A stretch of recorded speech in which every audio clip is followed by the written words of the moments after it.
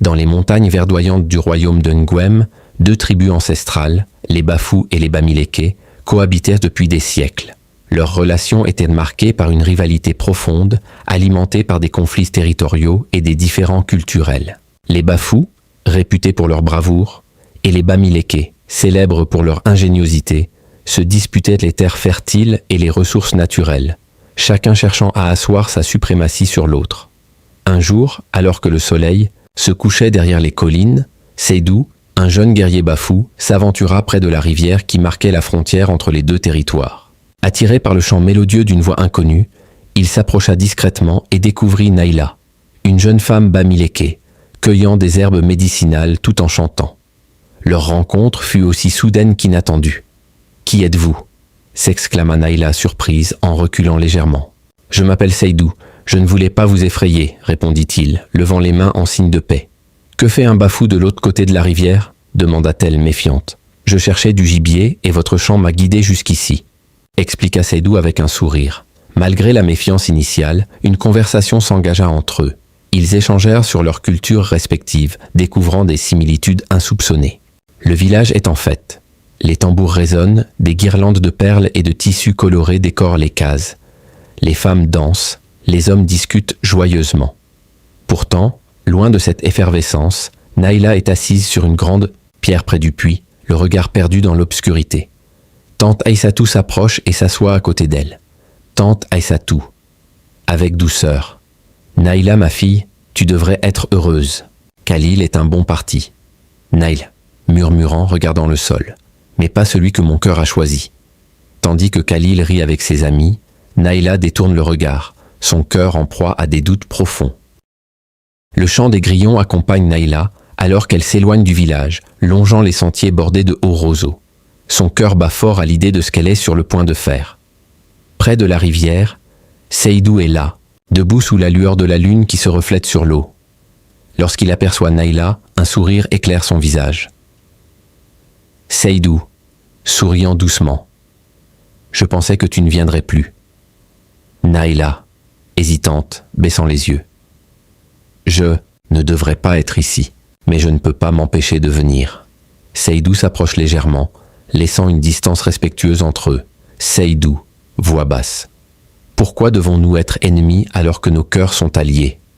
Naïla sourit tristement. La brise nocturne caresse leur visage.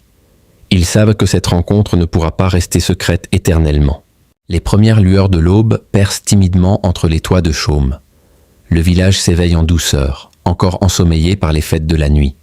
Naïla marche d'un pas rapide entre les huttes, son visage empreint d'une inquiétude palpable. Soudain, une voix grave fend le silence, arrêtant net la course de Naïla. « Chef Bakar », calme mais sévère. « Où étais-tu, Naïla » Naïla, prise de panique, cherchant ses mots. « Je voulais respirer un peu d'air frais. » L'atmosphère se charge de tension lorsqu'un ricanement se fait entendre en derrière eux. Khalil, appuyé contre un poteau, fixe Naïla d'un regard empreint de méfiance et de reproche. Khalil, soupçonneux. « Nous savons tous que tu as vu quelqu'un cette nuit. Un homme du village ennemi. » Les murmures envahissent peu à peu la place du village. Les regards furtifs et les chuchotements soulignant l'isolement de Naïla. Son cœur semble se briser à chaque mot. Chef Bakar, le visage empreint de douleur, détourne alors son regard vers le ciel, comme cherchant la sagesse dans l'immensité. Chef Bakar, soupirant, pensif. Si c'est vrai, alors tu mets en péril tout notre peuple. Un silence lourd s'installe. Naïla baisse les yeux, submergée par la culpabilité et le désespoir. Ses larmes discrètes, symbole d'un combat intérieur déchirant. Le regard de Khalil, puis celui du chef, laissant présager que la suite ne sera pas sans conséquences. Après la découverte de la liaison entre Seydou et Naïla, les tensions entre les tribus Bafou et Bamileke atteignirent leur paroxysme. Les anciens de chaque clan décidèrent de se réunir séparément pour discuter de la situation et déterminer la marche à suivre. Du côté des Bafou, les anciens se rassemblèrent dans la case commune, l'atmosphère lourde de préoccupation.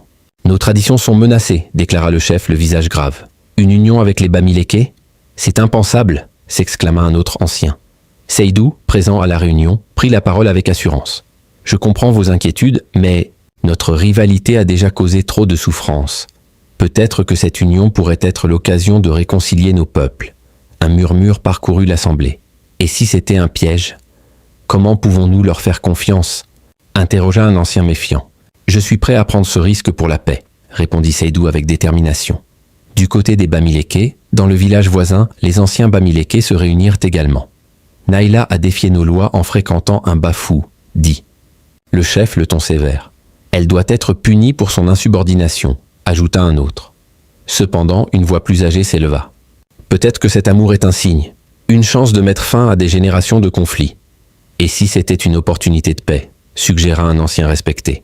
Le chef hésita à partager entre la tradition et la possibilité d'un avenir meilleur. La confrontation. Malgré les discussions, la méfiance persistait. Les deux tribus se préparèrent à un affrontement, chacune craignant une trahison de l'autre. Les tambours de guerre résonnaient dans les villages Bafou et Bamileke, annonçant un affrontement imminent. Les guerriers des deux camps se préparaient, affûtant leurs armes et peignant leurs visages de motifs symboliques. La tension était palpable, chaque camp déterminé à défendre son honneur. Seydou, bien que déchiré par l'emprisonnement de Naïla, se tenait aux côtés de ses frères, prêt à combattre. Il savait que tenter de la libérer seule serait vain et pourrait aggraver la situation. De son côté, Naïla, enfermée dans l'obscurité du cachot, priait pour une issue pacifique, redoutant que leur amour ne soit le catalyseur d'un bain de sang. Le jour de la bataille, les deux armées se firent face sur la plaine séparant leurs territoires. Les cris de guerre s'élevèrent et les premiers affrontements éclatèrent. Les lames s'entrechoquaient, les flèches fusaient, et le sol se teignait de rouge. Au cœur du combat, Seydou cherchait désespérément un moyen de mettre fin à cette folie. Soudain, une idée germa dans son esprit. Profitant d'un moment de répit, il escalada un rocher surplombant le champ de bataille et cria de toutes ses forces « Arrêtez! Écoutez-moi » Les combattants, surpris, suspendirent leurs gestes et tournèrent leurs regards vers lui. Cette guerre n'a pas lieu d'être. Naïla et moi nous aimons, et notre union pourrait sceller la paix entre nos peuples. Pourquoi verser le sang alors que l'amour peut nous unir? Un murmure parcourut les rangs. Certains guerriers, touchés par ces paroles, baissèrent leurs armes. D'autres, encore animés par la colère, hésitaient. C'est alors qu'un ancien Bamileke s'avança, levant la main en signe de paix. Peut-être est-il temps de mettre fin à cette haine ancestrale. Si l'amour de ces deux jeunes peut nous y conduire, donnons-leur une chance. Après un silence lourd de sens, les chefs des deux tribus se consultèrent du regard et acquiescèrent. Les armes furent abaissées et un traité de paix fut envisagé, scellé par l'union de Seydou et Naïla. La tension du jour s'estompe peu à peu pour laisser place à une soirée de fête symbolique de réconciliation. Le village est à nouveau en liesse, mais cette fois, l'ambiance a changé. Des sourires timides laissent nos places à l'espoir. Les villageois de Niambe et de Manda se retrouvent autour d'un grand festin, installé sur de vastes tapis colorés. Les plats savoureux et les rires sincères témoignent d'un renouveau inattendu. Au centre de la place, sous une voûte d'étoiles, scintillante, le chef Bakar s'avance, imposant le silence par la force de sa présence et l'autorité de ses paroles. Chef Bakar, solennellement. Pendant trop longtemps, nos peuples ont été divisés par la haine. Mais aujourd'hui, nous devons avancer. Naïla et Seydou seront unis, et avec eux nos villages aussi. Les applaudissements éclatent et réchauffent les cœurs. Khalil son visage se mélange entre fierté et l'amertume, et il s'incline légèrement en signe de respect pour la nouvelle ère qui se profile. Naïla et Seydou, enfin réunis, se rapprochent l'un de l'autre. Seydou, chuchotant, à Naïla. Nous avons gagné bien plus qu'un amour. Naïla, souriant tendrement. Nous avons gagné un avenir. Le village transformé par la paix. La fête bat son plein. Quelques instants après la fête, Naïla et Seydou, seuls au bord de la rivière. Naïla, regardant l'eau avec une lueur d'espoir dans les yeux, chaque instant volé, chaque regard échangé, a construit ce chemin vers un avenir que je croyais impossible. Seydou, prenant doucement sa main. Nos cœurs ont su braver la tradition et la peur. Ensemble, nous écrirons une nouvelle histoire pour nos villages.